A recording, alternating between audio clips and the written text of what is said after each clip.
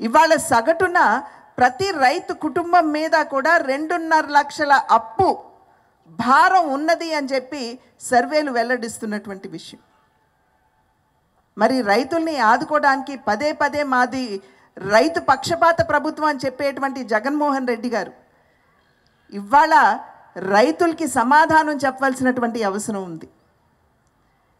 ప్రతి సంవత్సరం కూడా మీరు 1,70,000 కోట్లు వ్యవసాయ రంగం మీద మేము వెచ్చిస్తున్నామని చెప్పేటువంటి జగన్మోహన్ రెడ్డి గారు నిజంగా మీకు రైతుల పట్ల అంతటి అంకిత భావం ఉన్నట్లయితే, రైతుల పట్ల వ్యవసాయ క్షేత్రంపై మీకు ఆ రకమైనటువంటి గౌరవం ఉన్నట్లయితే, ఇవాళ ఇంతటి నైరాశ్యంలో రైతులందరూ కూడా ఎందుకు కూరుకుపోయారు అని చెప్పి మేము వేస్తున్నటువంటి ప్రశ్న.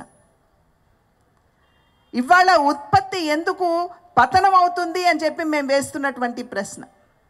పశు సంవర్ధకం ఏదైతే ఉందో దానిలో 7% తగ్గిపోయింది ఆంధ్ర రాష్ట్రంలో అని చెప్పి సర్వేలు చెప్తున్నాయి, నివేదికలు చెప్తున్నాయి. అదేవిధంగా హార్టికల్చర్ ఏదైతే ఉందో దానిలో 6.3% ఉత్పాదకత తగ్గిపోయిందని చెప్పి నివేదికలు చెప్తున్నాయి. ఆక్వా రంగం ఏదైతే ఉందో మరీ దౌర్భాగ్యం 19% తగ్గిపోయిందని చెప్పి నివేదికలు చెప్తున్నాయి. మీరు మేనిఫెస్టోలో ఏమి వాగ్దానాలు చేశారు రైతులకి? మేము ప్రతి జిల్లాలో కూడా ఒక కోల్డ్ స్టోరేజ్ మేము నిర్మాణం చేస్తామని చెప్పి మేనిఫెస్టోలో వారు వాగ్దానం చేయడం జరిగింది.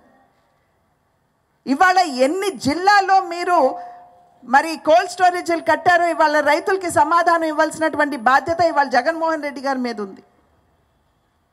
3,000 కోట్లతోటి నేను ధర స్థిరీకరణ నిధిని నెలకొల్పుతానని చెప్పి ఆనాడు జగన్మోహన్ రెడ్డి గారు చెప్పారు.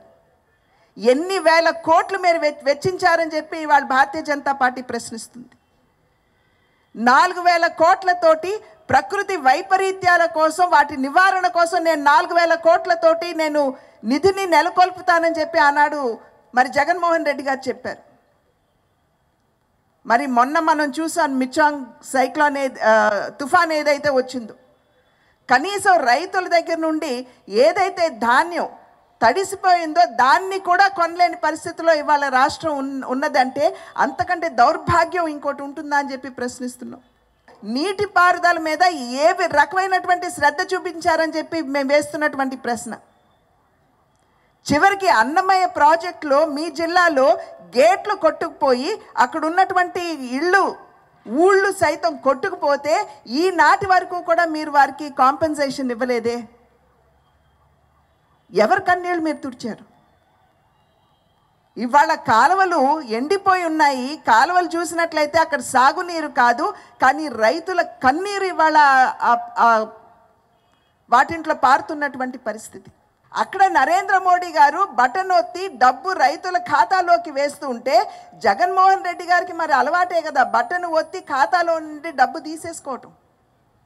అది ప్రావిడెంట్ ఫండ్ అయినా సరే, ఈఎస్ఐ డబ్బులైనా సరే, పంచాయతీ నిధులైనా సరే, ఉపాధి హామీ పథకం కింద ఇచ్చినటువంటి నిధులైనా సరే, అవన్నీ కూడా బటన్ ఒత్తేసి ఈయన తిరిగి తీసేసుకుంటారు.